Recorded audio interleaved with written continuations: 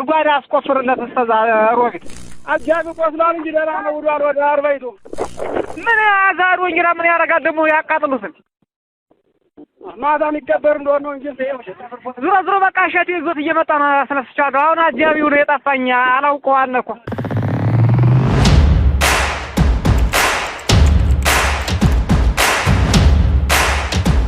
ሰላም እንዴት አላችሁ ውድ ቤተሰቦቻችን አክብሮታዊ ሰላምታችን በያላችሁበት ቦታ ሁሉ ይድረስ ቴዎድሮስ ካሳና ማህደገፋ በወቅታዊ ፕሮግራማችን ወደ እናንተ መተናል የበጌምድር ክፍለ ጦር አዛዥ የሆኑ ሰው ተገድሏል የሚል መረጃ በጎንደር ሰማን ከዛም አልፎ ደግሞ የህዋትና የአገው ኃይሎች በጋራ በመሆን ዋገምራ አካባቢ የተቆጣጠሯቸው ቦታዎች እንዳሉ እዛ አካባቢ ደግሞ አንዳንድ ችግሮች እየተከሰቱ እንደሆነም ሰማን እነዚህን ጉዳዮች ጥቂት ለመንፈተሽ እንሞክራለን ከባልደረባዬ ቴዎድሮስ ካሳ ጋር በመሆን እስከ ፕሮግራማችን ፍጻሜ ድረስ አብራችሁን በመቆየት ተከታተሉን ዘንድ የአክብሮት ግብዣችን ነው ከኛ ጋር ሆኖ እንዴት አለህ ቴዲ እንዴት ነህ ሰላም ነው አለን መስከረም ቅድም በመግቢያ ላይ ለማለት እንደሞከርኩት በጌምድር አካባቢ አንድ የክፍለ ጦር አዛዥ ስለመገደላቸው ሰማን ካልተሳሳትኩኝ ስማቸው ደመቀ አለሙ የሚባል ነው ድምጾችም ስንሰማ ነበር አጃቢያቸውም ስለመቁሰሉ እንደዚህ እየሰማን ነበር ምንድነው የተፈጠረው በማን ነው ይሄ ጥቃት የደረሰው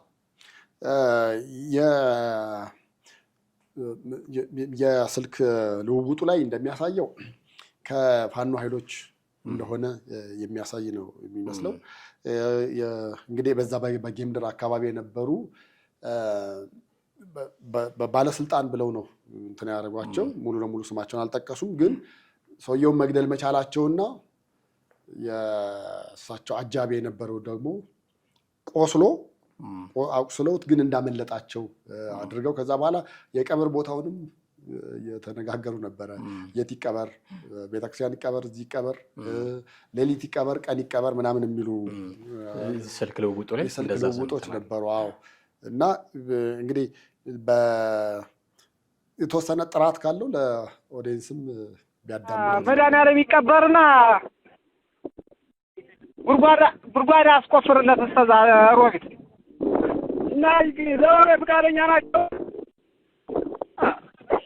ምን አዛሩ እንግራ ምን ያረጋል ደግሞ ያቃጥሉት ማታ የሚቀበር እንደሆነ ነው እንጂ ዙሮ ዙሮ በቃ እሸቱ ይዞት እየመጣ ነው አስነስቻለሁ አሁን አጃቢው ነው የጠፋኝ አላውቀዋል እኮ አጃቢው የለ ብሏል እኮ አልሞተም ገና ነው አጃቢ ቆስሏል እንጂ ደህና ነው ውሏል ወደ አርባይቱ እንደዛ ነው የሆነው እና እንግዲህ አድፍጦ ጥቃት ደግሞ እንደዚህ አይነት ነገር አሁን እዛ አካባቢም ሌሎች የአማራ ክልሎችም እንደዛ አይነት ነገሮች እየተደጋገሙ ነው በአንድ ሰሞን በጣም ተደጋጋሚ እንሰማ የነበረው የሸዋው ፋኖ አካባቢ ነበር በሸዋ አካባቢ ያለው ፋኖ ላይ በጣም የወረዳ የዞን ምናምን በቃ በብዛት አስተዳዳሪዎችን ይገሉ ነበር አሁን እነሱ አካባቢ ያለው ነገር ደግሞ ጸጥ ሲል ደግሞ ወደ በጌምድር ደግሞ ዞሮ እዛ አካባቢ ደግሞ እንግዲህ አንድ የመንግስት የስራ ኃላፊ እንደተገደሉ ነው መረጃዎች ወጡት የሚያሳዩት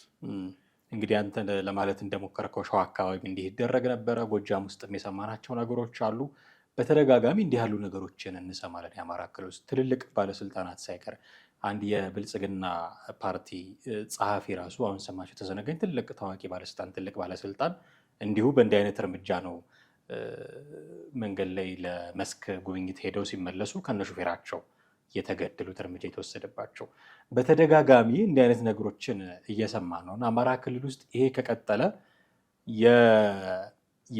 የመንግስት አስተዳደር ላይ ያሉ በአብዛኛው የታችኛው አስተዳደር መዋቅር ላይ ያሉት ናቸው እንግዲህ የሚገደሉት ምናልባት በቂ ጥበቃ አያገኙ ይሆን አላውቅም በንጽጽር ያላቸው ስልጣን አነሰ ሲል ያን ያህል ትኩረት የሚደረግባቸው አይደሉም ተብሎ ሊሆን ይችላል የወረዳም የቀበሌ ማስተዳደሮች ሲሆኑ ግን ደግሞ ስራው የሚሰራው ደግሞ ታች ነው መንግስትና ህዝብ የሚገናኙት ቀበሌ ነው እንጂ 4 ኪሎ አይደለም እና እዛ ያለው ስራ በደንብ ካልተሰራ እዛ አካባቢ ያለው ባለስልጣን በደንብ ካልተጠበቀ ነገ ወዲያ ወዴት ሊያመራ እንደሚችል ለማወቅ አስቸጋሪ ነው የሚሆነው እነዚህ ሰዎች እንደው በርትተው 4 ኪሎ ቢገቡ ሰው መግደል ላይ ይጠበቅባቸው ይችላል ዝም ብለን በቃ መንግስት ቀይረናል ሊሉ ሁሉ ይችላሉ እዛ መድረስ አቅም የላቸውም እንጂ እኔ እንደዛ ነው ማምነው ግን ታች ያለውን የመንግስት መዋቅር በዚህ መንገድ እየለቀሙ የሚሄዱ ከሆነ እንደው ሌላው ቢቀር የክልሉን አስተዳደር እንኳን ለሚያዝ ትልቅ እርምጃ ሊሆንላቸው ይችላል። ምክንያቱም የቀበሌ አስተዳዳሪ የወረዳ አስተዳዳሪ ገድለህ ያንን አካባቢ ተቆጣጠርክ ማለት የህዝቡን የየዕለት ስራውን አንተ እንድትሰራ ነው የምትጠበቀው። የህዝቡን ስራ እየሰሩ ከሆነና ደግሞ ጥሩ ነገር የሚያደርጉ ከሆነ ህዝብን ከጀርባቸው ሊያሳደፉ ደግሞ ይችላሉ። ህዝብ አብሮት ያለ አካል ደግሞ ሊያሸንፍ ይችላል። ይህ ጥያቄ ውስጥ የሚገባ ነገር አይደለም። ስለዚህ በዚሁ ከቀጠለ የእነዚህ ሰዎች አካሄድ አያሰጋም ወይ? ዛሬ በሆነ ባለስልጣን በሆነ ክፍለ ጦር አዛዥ የተጀመረ ነገር ነገ ከነገ ወዲያ የክልሉን ትልልቅ ባለስልጣኖች እስከ ማጥቃት አይሄድም ወይ የሚል ጥያቄ እንድናነሳ ያደርገናል። አዎ እሱ ምንም ጥያቄ የለውም። ይሄ በጣም አሳሳቢና መንግስት ዝም ብሎም እንደቀላልም ባያየው ጥሩ ነው። እሱን ስናወራ እንደውም ምን ትዝ አለኝ፣ በተለይ ሰሜን ሸዋ ውስጥ የነበሩ አመራሮች አሉ። ባለፈው ሳምንት ከሚኒስትሪ ተፈታኞች ጋር የሆነ ወረቀት ፎቶ ሲንገዋለል ያየናት ነበረች አይደል? የፋኖ አመራሮች እዛ ኮንትሮል ሲያደርጉ ማለት ነው። ፈተናው በትክክል እየተሰጠ እንደሆነ የሚቆጣጠሯቸው አካባቢዎች ጥበቃ እያደረጉ እያስፈተኑ ነበር። እና እሱን ነገር እኔ ከሆነ ሰው ጋር ሳወራ ያ ሰው የነገረኝ ነገር ለማመንም ላለማመንም ከበድ የሚል ነገር ሆነ እና ሸዋ አካባቢ እኮ እናንተ መሀል ያላችሁት እንደምታወሩት አይደለም ማለት። እዛ አካባቢ ያለው ለየት ያለ ነው። ለምሳሌ የመከላከያ ካምፕ አለ አለ። መከላከያ በምንም ተአምር ከመሸ ከካምፕ አይወጣም ማለት በቃ ተነጋግረው ነው። አንተም በጸበልህ እኔም በጸበሌ አይነት ነገር፣ አንተም እዛው በቦታ እኔም በቦታ። ማታ ማታ ፋኖ ከተማውን ሲዞር ማድረግ የሚፈልገውን ሲያደርግ መከላከያ ከካምፕ ሳይወጣ ጸጥ ብሎ ነው የሚያሳልፈዋል። አለዛ ከወጡ ግጭት ሊፈጠር ይችላል። በዛ ግጭት ደግሞ የበለጠ ሰላማዊ ሰዎችም ሊጎዱ ይችላሉ በሚል በራሳቸው ያን አያደርጉም ማለት። ከዛ በዘለለ አንዳንድ አካባቢዎች ጭራሽ በፋኖ የተሾሙ ሰዎች እንዲያስተዳድሯቸው የሆነባቸው ቦታዎች አሉ። ኢቭን የፍትህ ቦታ ሳይቀር ማለት ነው። ያ ሰው ፋኖ ይሁን አይሁን አይታወቅም፣ ግን ፋኖች ናቸው መርጠው አስቀምጠውት ይሄ ሰው ከዚህ በኋላ ይህን አካባቢ የሚመራውም የሚያስተዳድረውም በዚህ መንገድ የምታገኙትን አገልግሎት ማግኘት የምትችሉት በሱ በኩል ነው ብለው በሰላም ይሄዱበታል። እና እዛ አካባቢ ያለው ነገር ግጭቱ የበለጠ ሌሎች ነገሮችን እንዳያመጣ በሚል ተነጋግረው ተከባብረው ተፈራርተው ነው ያሉት። ነው የወጣ ነገር የለም ነው ያን ያክል። አሁን የጎጃም በጌምድር ምናምን አካባቢ ብለን የምንላቸው አካባቢዎች ደግሞ እነሱ ትሬንዶች ገና አልተለመዱ። ስላልተለመደ የብልጽግና ሰው ካየህ ከላይ አንስቶ ካለው እስከ ታች የክልሉ ባለስልጣንም ከሆነ እርምጃ መውሰድ ላይ ነው እንጂ ይሄ ተነጋግረህ ምን ብለህ ምናምን የሚፈታ አይነት ነገር አልታየም እዛ አካባቢ ያለው። ምናልባት ይህም ሰው እኒህም አሁን ባለስልጣን ተገደሉ የተባለው አመራር ተገደሉ የተባለው የዚሁ ውጤት አንደኛው ነገር ነው ብዬ ነው የምለው። እና በእርግጥ ልክ ነህ። አሁን ፋኖ አለባቸው ይንቀሳቀስባቸዋል በሚባሉበት ቦታ እንደዛ ግድያ አለ። አሁን ከቅርብ ጊዜ ወዲህ ግን ሸዋ ውስጥ አልሰማንም። እንግዲህ ሚዲያዎችን በሙሉ እናያለን እናገላብጣለን። ግን ሸዋ አካባቢ የብልጽግና አመራር ተገደለ የተባለ ከቅርብ ጊዜ ወዲህ የለም። ለምንድን ነው ሲባል ለካ በንከባበር ተቀምጠው ነው የሚባለው ነገር ነው። እና በዛም ደረጃ ተነጋግረው ለህዝብ የሚሆን ለሀገር የሚበጅ ነገር ከሰሩ እሰየው ነው የምትለው፣ መጥፎ ነው ብለህ የምትለው ነገር አይደለም። መንግስት ወንበር ሳይስብ ኑና ተቀመጡ እንወያይ እንደራደር ሳይል አለምንም ድርድር በዛ መንገድ በሰላም እየሰሩ ከሆነ የምታበረታታው ነገር ነው። ነገር ግን የእሱን ሰምተህ ደግሞ ጎሽ ጥሩ ነገሮች አሉ ብለህ ስትል ደግሞ እዚህ በጌምድር ጋር ደግሞ እንደዚህ ያለ ነገር ተሰምቷል። እና አንደኛ ቀላል ነገር አይደለም። ሁለተኛ አንተ እንዳልከው ከትንሽ ነገር ተነስተው ትንሹ አመራር ላይ እርምጃ ሲወሰድ ዝም ከተባለ ትልቁ ላይ የማይመጣበት ነገር ስለሌለ በጣም ጥንቃቄ የሚያስፈልገውን የሚያሻው ነው ብዬ ነው የማስበው።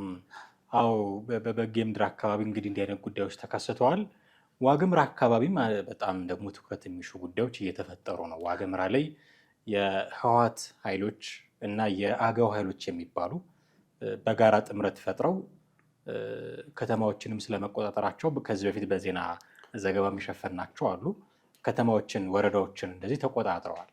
እንደዚህ ያሉ አካባቢዎች ላይ አሁን እየተሰሙ ያሉት ነገሮች ትንሽ አስደንጋጭ ናቸው እና እነዚህ ጥምረት ፈጥረው ነው መቼም የአገው እና የቲፒኤልኤፍ ከድሮ ጀምሮ አማራ ክልል ውስጥ የሆነ ነገር ማድረግ ሲፈልግ ቲፒኤልኤፍ የአገው የቅማንት እያለ ክሊክ የሚያደርጋቸው አንዳንድ ኃይሎች አሉ እና ከነዛ መካከል አንዱ ነው እና ከፋኖ ጋርም እንደው አብሮ የመስራት ነገር ብዙ አላይባቸውም። ሁለቱም መንግስትን የሚቃወሙ ሆነው ሳለ ግን እርስ በርስም ደግሞ አንዱ አንዱን የማጣጣል አንዱ አንዱን የመውቀስ አዝማሚያ ይባቸዋለሁ እና እንደው አገው አማራ ነው ቅማንት አማራ ነው ምናምን እያሉ ቢናገሩም አንዳንድ የፋኖ አመራሮች ውስጣቸው ግን አንዳንድ ቁርሾ እንዳለ የምንሰማው ነገር አለ። የሆነ ሆኖ የህወሓት ኃይሎችና የአገው ኃይሎች አብረው ሆነው የያዟቸው ቦታዎች አሉ እና እዛ አካባቢ ደግሞ ትልቅ የሰብአዊ ቀውስ የተፈጠረ እንደሆነ ነው እየሰማን ያለ። እሱ ነገር በጣም ከባድ ነው። እንደውም አሁን ኢትዮጵያ ውስጥ ካሉ አካባቢዎች በጣም መንግስት በዚህ ነገር አጽንኦት ቦታ ቢሰጠው ደስ የሚል ነው።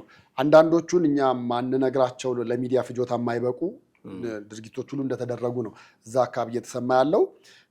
ልክ ነህ።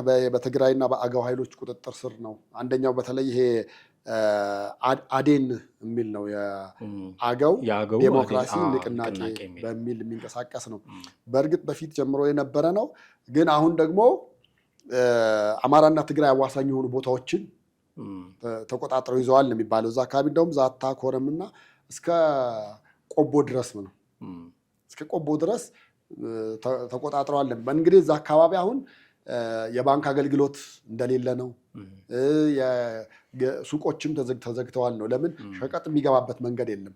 በፊት ሸቀጦች የሚገቡት የነበረው ነጋዴ ያስገባ ነበር። ነጋዴው ሲያስገባ በምን ዋስትና ነው? በምን ዋስትና ላስገባ? ምን ዋስትና ኖሮኝ አምጥቼ ልሽጥ? የመንግስት ኃይል ሊመጣ ይችላል። የሁለቱ አሁን ጥምረት የፈጠሩት ኃይሎች ደግሞ መጥተው አምጣ ብለው ሊወስዱ ይችላሉ ነው። መንግስትም ባንኮቹ ብር ይጎላቸዋል ስጥ ሲባል አይ እዛ ወስጄ ባስቀምጥ ታጣቂ ኃይሎች ይዘርፉታል በሚል መንግስትም ኃላፊነት መውሰድ አልፈለገም ነው። እንግዲህ እዛ አካባቢ በተለይ አሁን መኪና ተሽከርካሪ ፍጹም እንቅስቃሴ የለም ነው የተባለው። ፍጹም እንቅስቃሴ የለም። ሱቆች ዝግ ናቸው ነው። ሕክምና እንኳን አሁን የነፍሰ ጡሮች ምጥ የተያዙ 40 ኪሎ ሜትር ድረስ ነው። 40 ኪሎ ሜትር አንዳንዱ መስመር አንዳንዱ እንደውም ሰዓቱ ሲጠቅስ ከ4 ሰዓት እስከ 6 ሰዓት የሚፈጅ መንገድ ሄደው ነው ሌላ ከተማ ቆቦ ድረስ ሄደው ሕክምና ማግኘት የቻሉት። ገንዘብም ለማውጣት ቆቦ ድረስ ነው የሚሄዱት የሚባለው። እዛም ሄደው ባንክ ከ1000 ብር በላይ አልተፈቀደላቸው እዛ አካባቢ ያሉ። እንግዲህ በጣም ኃይለኛ ችግር ያለበት አካባቢ ሆኗል እዛ ቦታ እና እነዚህ ኃይሎች በተለይ ከተቆጣጠሩት በኋላ ኃላፊነት የሚወስድ ኃይል የለም። ማንም እንደፈለገ እየገባ እየወጣ ታጣቂ ነኝ አለ፣ የፈለገውን በልቶ ጠጥቶ ነው ያለው። እዛ አካባቢ ደግሞ ሌላው ደግሞ ጉዳዩን የበለጠ የከፋ ያደረገው ከሌላ ቦታ የተፈናቀሉ እዛ የሰፈሩ ነበሩ። አሁን እዛ የሰፈሩት ደግሞ እዛ ለሰፈሩት ኃይል ደግሞ የውጭ እርዳታ ድርጅት ተቋማትም መውሰድ አልቻሉም። ለምን? ከዚህ በፊት ሲወስዱም እነዚሁ ታጣቂዎች መንገድ ላይ ይዘርፉ ነበረ፣ ይነጥቁ ነበር፣ ይወስዱ ነበረ እና እዛ አካባቢ ያለው ቀውስ አሁን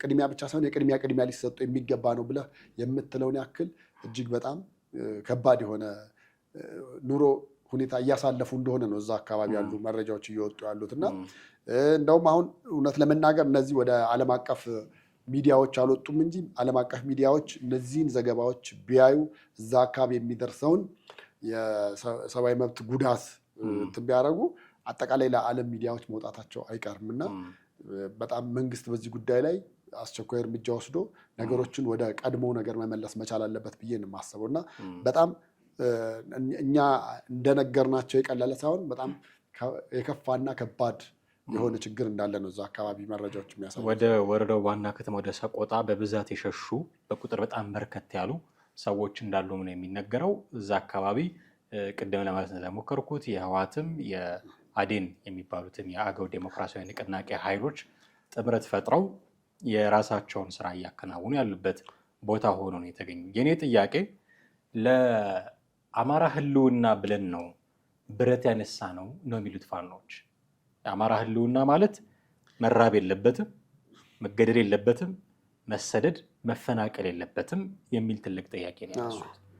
ይህንን ነገር ያነሳ አካል እኔ እየተንቀሳቀስኩበት ነው በሚለው ክልል ውስጥ ቲፒኤልኤፍ እና የአገው ኃይሎች ጥምረት ፈጥረው እነዚህን ሰዎች ሲያፈናቅሉ ምን ይሰራል? አንደኛ። ሁለተኛ የፌዴራል መንግስቱስ የሚዋጋው ፋኖ ሲሆን ብቻ ነው ወይ? ፋኖ ይህንን ነገር ቢያደርግ በሚዲያም እንሰማዋለን፣ እርምጃ ወሰድንባቸው ጽንፈኞች ላይ ብሎም መግለጫ ሲሰጥ እንሰማለን። ቲፒኤልኤፍ እና የአገው ኃይሎች አብረው ሆኑ እንዲህ አይነት ነገር ሲያደርጉ ለሚዲያ ፍጆታ እንኳን አልበቃም። የምንሰማው ውጭ ባሉ ሚዲያዎች በኩል በነ ቢቢሲ በነ ዲደብሊው ምናምን በኩል እንዲህ አይነት መረጃዎች የምንሰማው ለሀገር ውስጥ ሚዲያ ፍጆታ እንኳን አልዋለም። እርምጃ እንኳን ሲወሰድ እንዴት ወስዷል ተወስዶ እንኳን ከሆነ አልሰማንም። ከተማ ወረዳ ተቆጣጥረው ነው ያሉት እነዚህ አካላት እና ፋኖ ዝምታው ለምንድን ነው? የፌዴራል መንግስትስ ዝምታው ለምንድን ነው የሚሉ ጥያቄዎች በአእምሯችን ውስጥ ቢመላለስ ጥፋተኛ ነን ብዬ እኔ አላስብም። እና ከምን የመጣ ሊሆን ይችላል ዝምታቸው? እኔ ፋኖ በራሱ ዓለም ውስጥ ያለና በቃ የራሱ ችግር የራሴ ችግር ይበቃኛል ብሎ መንግስት ጥፋት ካላጠፋ ሌላው ሰው ቢያጠፋ ችግር የለውም አይነት እንቅስቃሴ ውስጥ ያለ ይመስላል። በቃ በዛ ልክ ወይም ካልተነካሁ ምንም ወይ ደግሞ መንግስት ቢሆን ኖሮ ይሄን ነገር ያደረገው ብዙ ነገር ነበር፣ በዓለም ይቀልጥ ነበር በፋኖ ምድር ማለት ነው።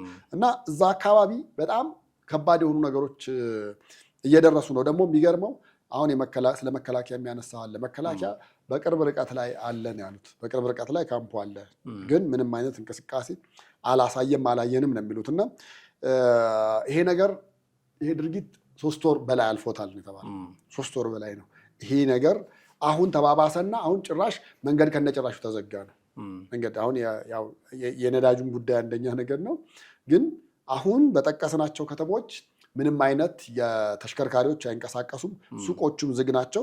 ገበያ ቦታዎችም እንደዛው ነው። ገበሬውም ወስዶ ሸጦ ለመመለስ ዋስትና ማግኘት ስላልቻለ ወጥቶ ለመሸጥ እንኳን ሀሳብና ፍላጎት አታይበትም ነው የተባለው። እንግዲህ እዚህ አካባቢ ያሉ መንገዶች ተዘጋግቷል እና ሚያዝያ ወር ላይ ግጭቱ ከፍ ብሎ የነበረ አገርሽቶ የነበረ ነበር፣ ግን እንዳሁኑ አልከፋም ነበረ። የአሁኑ ነው የበለጠ የከፋው የሚል ነው መረጃዎች የወጡ ያሉት። በአምቡላንስ እጥረት ምክንያት እስከ 40 ኪሎ ሜትር ድረስ እንግዲህ ሄደው እናቶች ለመታከም እንትን ብለዋል። ባንኮች ከ1000 ብር በላይ እየሰጡ አይደለም። እዛ አካባቢ እንግዲህ ያሉ ትምህርት ቤት ተፈናቃዮች ምን አይነት ሁኔታ ላይ ነው ያሉት ምናምን ብለህ ስትጠይቅ በትምህርት ቤቶችና መንግስት የስራ ተቋማት ያቋረጡ አሉ። ስራ ያቆሙ መንግስታዊ ተቋማት አሉ። እነዛ ውስጥ በር ሰብረው ገብተው እዛ መጠለያ ውስጥ እዛ ቤት ውስጥ ነው ያሉት። በቃ እየኖሩበት ነው። የመንግስት ቢሮዎች ውስጥ ግቢ ያላቸው ምናምን ውስጥ ገብተው ሰብረው እየኖሩበት ነው ያሉት። እንደዛም ሆኖ ግን የሚበላና የሚጠጣ የለም ነው እዛ አካባቢና በዚያ የተነሳ ሰው እየፈለሰ ነው ወደ መሀል የመጣ እንቅስቃሴ ላይ ነው ያለው ነው የተባለው። እና እነዚህ ቦታዎች ላይ እንግዲህ መንግስት እንደተባለው የጥፋቱ ደረጃ ምን ያክል እስኪሆን በፐርሰንት የሆነ ደረጃ እስኪደርስ ድረስ እየጠበቀ ይሆን አይገባንም። ግን አሁንም በአካባቢው በጣም ከፍተኛ ጥበቃ የሚያስፈልገው እነዚህ ኃይሎች ወጥተው ነዋሪዎች በሰላም መኖር የሚችሉበት ነገር ካልተስተካከለ በቀጣይ እዛ አካባቢ አጎራባች ሌሎች ወረዳዎቹንም ከተሞቹንም በዚህ ያለ ነገር እየተበከሉ ይመጣሉ ነው። እነዚሁ ታጣቂዎች እንደልባቸው ገብተው የፈለጋቸውን እያደረጉ እየመጣ ሀገሪቱንም ሰላም አልባና የጸጥታ የሌላት አይነት ነገር ስለሆነ የሚደረገው በጣም ከፍተኛ ክትትል እንደሚያስፈልገው ስፍራ እንደሆነ ነው እንግዲህ ከዛ አካባቢ የሚወጡ መረጃዎች የሚያሳዩት። በፊት ትራንስፖርት 1000 ብር ምናምን ነገር ነበረ ሰዎች ሲሉ የነበሩ እና አሁን በፊት ውድ ነው እንል ነበረ 1000 ብር ወደ ቆቦ ምናምን ነገር ለመሄድ ማለት ነው። አሁን እሱም ቅንጦት ሆኗል ከተገኘ ነው ይለዋል። እሱም ቅንጦት ሆኗል። እሱም ያቺ 1000 ብር ብለን የምንላት እሷም ከተገኘች ነው የሚል ነው እንግዲህ በአካባቢ ያሉት የሚገልጹት። ነገሩ በጣም ከባድ ስለሆነ በጣም ከፍተኛ የሆነ የመንግስት ክትትል የሚያስፈልገው ቦታ እንደሆነ ነው በዚህ አጋጣሚ እኛ መጠቆም መቻል ያለብን ብዬ የማስበው። በጣም ከፍተኛ ትኩረት ይፈልጋል። ይሄ ግን ህወሓት ካስቀመጣቸው ታይም ቦምቦች መካከል አንዱ ይመስለኛል። አሁን ህወሓት በስልጣን ላይ ያለ ስልጣን እንኳን ብለቅ ብሎ ያስቀመጣቸው፣ ምክንያቱም የሆነ አካል ብቻውን እንደማይበልጠው እንደማያሸንፈው ያውቃል። እሱም ብቻውን የሆነን አካል አያሸንፍም። ከሆነ አካል ጋር ጥምረት ፈጥሮ እንደዚህ ነው። ለምሳሌ አማራና ኦሮሞን ለማቃረን ኦሮሚያና አዲስ አበባ መካከል ችግር ለመፍጠር ልዩ ጥቅም የምትባል ታይም ቦምብ፣ ጊዜ ጠበቃ የምትፈነዳ ቦምብ አስቀምጧል ህገ መንግስቱ ላይ። አማራ ክልል ውስጥ ደግሞ ሰላም እንዳይኖር እንዳይረጋጋ ቅማንት፣ አገው እያለ የሚያስቀምጣቸው። የሚገርመው ነገር አማራ ክልል ውስጥ ላለው የማንነት እንቅስቃሴ በጣም ኮንሰርንድ ሆነው መቀሌ ቢሮ ይከፍቱ ነበረ የቅማንት የአገው ሰዎች። አማራ ክልል ውስጥ ሆነው ጥያቄ የሚጠይቁትን እነ ኮሎኔል ደመቀ ዘውዱን ግን ጆሮ ዳባ ልበስ ብለዋቸው ነው የሚያልፏቸው። ለወልቃይት ጥያቄ ሲሆን አይሆንም ይላሉ፣ ለቅማንት ለአገው ሲሆን ደግሞ ጆሮአቸውን ይሰጣሉ እና ቢሮ ሁሉ መቀሌ ይከፍቱላቸዋል። ስለዚህ አማራ ክልል ውስጥ ሰላም እንዲያኖር ሲፈልግ የሚጠቀምባቸው ኃይሎችም ጭምር ሊሆኑ ይችላሉ አንዳንድ ጊዜ እና እንዲህ አይነት ታይም ቦምቦች ባሉበት ሁኔታ ፋኖ አማራ ክልል ውስጥ ቲፒኤልኤፍ እንዲህ እያደረገ እንዴት አብሮ ሊሰራ ይችላል የሚል ጥያቄ ስለምናነሳ እንዲህ ያሉ ጉዳዮች የቅማንት የአገው ጉዳዮች የቲፒኤልኤፍንና የፋኖን አብሮ የመስራት ጉዳይ አይጎዱትም ወይ? ምክንያቱም እንደውም ከቅርብ ጊዜ ወዲህ ባለፈው አንድ ፕሮግራም ስንሰማ በነበረው ድምፅ እንደው ያችን መሬት ወልቃይትን ይዘን መገንጠል ነው የምንፈልገው የሚል አይነት ነገር አመጡ እንጂ እንደነ ጌታቸው ረዳ ገለጻ ከሆነ እንደነ ወዲያን ጥሩ ገለጻ ከሆነ ቲፒኤልኤፎች ተመልሰው የ4 ኪሎን ስልጣን መቆጣጠር ይፈልጋሉ የሚሉ ጭምጭምታዎችም አሉ። የ4 ኪሎ ስልጣንን መቆጣጠር የሚፈልጉት ፋኖን ፈረስ አድርገው ነው የሚል ጥያቄ ስላለ ነው ጎንደሮች እንደዚህ አይሆንም ከፋኖ ከቲፒኤልኤፍ ጋር አብሮ መሰራት የለበትም የሚል ጥያቄ የሚያነሱት። ግን እንደው እንዲህ የገነገነ ጥያቄ ከአማራ ክልል በኩል የሚነሳባቸው ከሆነ አስቀምጠዋል ታይም ቦምብ። አገው ይላሉ፣ ቅማንት ይላሉ፣ እርስ በርስ ሊያፋጁ የአማራ ክልል በራሱ የቤት ስራ ሲጠመድ እነሱ የሚሄዱበትን መንገድ ሊያቀኑ ይችላሉ። እንግዲህ አሁን ትክክለኛ አቋማቸው የቱ ነው? 4 ኪሎ መግባት ነው መገንጠል ነው የሚለውን ለነሱ ትተን 4 ኪሎ መግባት ግን ከፈለጉ ከዚህ በፊት እንደነበረው አይቀላቸውም። የአማራ ምድርን ረግጠው ማለፍ ግዴታቸው ነው። እንደ ድሮ ያሳልፋቸዋል ወይ ጥያቄ ታነሳለህ። እንደ ድሮ እንዳያሳልፋቸው ሆኖ ከተገኘ ግን ያፈነዳሉ እነዛን ቦምቦች፣ የአገውን የቅማንትን ቦምቦች ማፈንዳታቸው አይቀርም። እንዲህ ባለ ሁኔታ ታዲያ ፋኖ አብሮት መስራቱ ከምን የመጣ ነው ብዬ ዞሮ የሁለቱም ጋር የመጀመሪያ ፕላን ኤን እንደዛ ነው ብዬ ነው የማስበው። የህወሓትም የፋኖም የመጀመሪያው 4 ኪሎን መቆጣጠር ነው። ምክንያቱም 4 ኪሎ ከተቆጣጠርክ ሌላውን መቆጣጠር አይከብድም፣ ቀላል ነው የሚሆንልህ።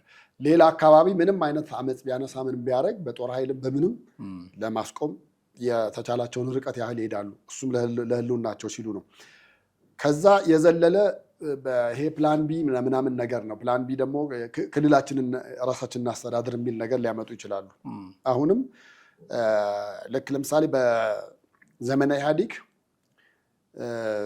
መንግስት የሾማቸው አመራሮች ብአዴኖች ነበሩ የሚያስተዳድሩት። አሁን ደግሞ ብልጽግና ነው አይደለ? ብልጽግና ነው እዛ ቦታ የሾመው አይደለ? አሁን ፋኖ ፕላን ቢ ያደርጋል ብዬ ነው የማስበው። የፌዴራል መንግስቱን መቆጣጠር ካልቻለ ክልሌን እንደፈለግኩ ላስተዳድር፣ ለእኔ ይሰጠኝ አይነት ነገር። ልክ አብን አይደለ ሲመጣ ምርጫ ውስጥ ግባ ተባለና አብን መጥቶ በድምፅ ሄደ። የቻለውን ያህል በህዝቡ ዘንድም ቅቡልነት ነበረ። በኋላ መቃቃር ውስጥ ቢገባም አሁንም የፋኖ አካሄድ እንደዛ ነው የሚሆነው። እሱ ብቻም አይደለም፣ የቲፒኤልኤፍ ማካሄድ እንደዛ ነው የሚሆነው። የመጀመሪያ ሙከራ 4 ኪሎ፣ ካልሆነ ደግሞ ክልሉን በራሴ፣ ካልሆነ ምንም ምርጫ ከጠፋ መገንጠልም ደግሞ ሰላም የሚነሱኝ ከሆነ ደግሞ እነዚህን ኃይሎች በፈለግኩበት ጊዜ እያነሳሳው የፈለጉትን አይነት ነገር እያደረጉ ነገሮች ይቀጥላሉ፣ ህይወት ይቀጥላል የሚል እሳቤና ሀሳብ ይዞ ነው የተንቀሳቀሰው። እነዚህን ነገሮች የሚመጡትን አሁን መንግስት ጀስት እንደው እዚህ ደብረ ብርሃን እስኪደርሱ ድረስ አይደለም መጠበቅ መቻል ያለበት፣ እዛው ባለበት ቦታ ላይ መፍትሄ መፈለግ መቻል አለበት ብዬ አስባለሁኝ። ምክንያቱም አሁን መንግስት የተለያዩ ነገሮችን ለማድረግ ሲጥር ምን ሲል ምናምን ነገር ታያላት፣ ግን አገር ውስጥ ያለው ሰላም ነው የሚቀድመው ከምንም በላይ። አገር ውስጥ ሰላም ካልሆነ ምንም አይነት ነገር የምታደርገው ነገር ሰክሰስ አይሆንም። ለምሳሌ የቀይ ባህርንም ጉዳይ የአሰብንም ጉዳይ ተነስተው ነበር አይደለ በመንግስት በኩል፣ ግን እንቅስቃሴ ስታየው እንደተጠበቀው አይደለም። ተቃዋሚዎች ስላሉ ሀገር ውስጥ ያሉ ተቃዋሚዎች ስላሉ በየአቅጣጫው ስላሉ ያን ያህል የተፈለገውን ያክል አገራዊ ስሜት ተነስቶ ተሰምቶት የሚሄድ ኃይል በተፈለገው መንገድ እየተቀጣጠለ አልነበረም። እነዚህ አይነት ነገሮች ደግሞ ጎጂነታቸውን መንግስት በዛ ደረጃ መዝኖ ነው እዚህ ጋር ላሉት ነገሮች ሶሉሽን መፍጠር መቻል ያለበት። እነዚህ ኃይሎች አሁን ተወደደም ተጠላም ግባቸው ዓላማቸውን መንግስት ካወቀ ብዙ አማራጮች እኮ አሉ። በነገራችን ላይ አንደኛ ወደ ድርድር የመምጣቱ ነገር እሱ፣ ሁለተኛ ክልላችሁን የምታስተዳድሩም ከሆነ ጠመንጃ አስቀምጡ፣ ከዛ በኋላ ሰው ፈቃደኛ ይሁን። በእነሱ መተዳደር ፈልጋለሁ ካለ ትተዳደራላችሁ የሚሉትን 2-3 አማራጮች መንግስት ማምጣት መቻል አለበት። አሁን እኮ የምክክር ኮሚሽኑን አይተሃል። ከቀረቡት ከ2000 በላይ አጀንዳዎች አሉ። ከዛ ውጭ ከ20 አይበልጡም ነው። በቃ 20 እንደውም ብዙ ነው የሰማሁት። በጣም ትንሽ አጀንዳ ነው ልነጋገርባቸው የምንችለው። ከዛ ውጭ ያለው አያስፈልግም። which means አሁን እንግዲህ በየአካባቢ ያሉ ጥያቄዎች አሉ ማለት ነው። ጥቃቅን የጎረቤት ጸብ ሁሉ በምክክር እንዲታይ አትጠብቅም መቼም። አዎ እሱ ልክ ነህ። ደግሞ አንዳንዶቹ ደግሞ አሉ የሚያስፈሩ ለምሳሌ የማትደፍራቸው ኢትዮጵያ የሚለው ስም ከነጭራሹ ይነሳልን የሚል የኩሽ ምድር ትባል እና አይነት ነገር ጥያቄዎች ማለት አንድ ፕሮግራም ይሄ የምክክር ኮሚሽኑ ላይ ግን አንድ ፕሮግራም በደንብ ሰፋ ያለ ጊዜ ይዘን ወስደን መስራት የሚገባን ይመስለኛል። አዎ እና ምንድነው እሱን ያነሳሁት አየህ ጥያቄዎች በየቦታው አሉ በየአቅጣጫው ጥያቄዎች አሉ ነው። ጥያቄዎች መጠየቅ መንግስት እንደ መጥፎ ነገር እንደ አንቲ እንደሆነ አይነት ነገር እንደ ተቃራኒ ወይ ደግሞ ስልጣኑ እንደሚያሰጋው ማሰብ መቻል የለበትም። ጥያቄው መነሳቱና ያን ጥያቄ እንደመናገራቸው ጥሩ ነው የሚሆነው። ሰው ነገር ይዞ የሆነ ነገር ሲያደርግ ነው ጥሩ የማይሆን። በተረፈ እንደዚህ በፊት ለፊት እንደኛ ሚዲያ ላይ መጥቶ ወይ ደግሞ ውይይት ላይ መጥቶ የሚናገረውን ሰው ሰብስበህ ሀሳቡን አዳብረህ ነው ወደሆነ ነገር የምታደርገው። እና እነዚህ ጥያቄዎች ሊያመጡ የሚችሉት በህወሓትና በፋኖ እሳቤ ዞሮ ዞሮ ጥያቄው 4 ኪሎ ነው ሊሆን የሚችለው። ወደ መንግስት ነው የሚያደላው፣ ወደ መንግስት አቅጣጫ ነው የሚዞረው። ስለዚህ መንግስት ለእነዚህ ነገሮች ምላሽ ቅድሚያ ሰጥቶ መስጠት መቻል አለበት። ካልሰጠ ነገ ጧት የተናቀ አይነት ነገር ሌላ ነገር ሊያመጣ እንደሚችል መታሰብ መቻል አለበት ብዬ ነው የምለው። ለሀገርም ለህዝብም ለመንግስትም አይጠቅም። ነገሮች በመሬት በወንበር ላይ ቁጭ ብለው ዲስከስ መደረግ አለባቸው። አለዛ ነገሮች የከፉ ይሆናሉ ብዬ ነው የማስበው። ይሄም የዛ ውጤት ነው። የህወሓትን አካሄድ ደግሞ መንግስት ማወቅ መቻል አለበት። በጣም አድርጌ አመሰግናለሁ ቴዲ። በርካታ ነገሮችን አነሳን። እጅግ አድርጌ አመሰግናለሁ። ውድ ቤተሰቦቻችን እናንተንም እንዲሁ እጅግ አድርገን እናመሰግናለን። ሀሳብ፣ አስተያየት፣ ጥያቄዎች ይኖሯችኋል በተለመደው መንገድ አድርሱን። ቴዎድሮስ ካሳና አማሃ ደገፋ ነበርን ከእናንተ ጋር ቆይታ ያደረግነው። በሚቀጥለው ጊዜ በሌላ ርዕሰ ጉዳይ እንጠብቃችኋለን። የዛሬውን እዚህ ላይ አብቅተናል። ጤና ይስጥልን።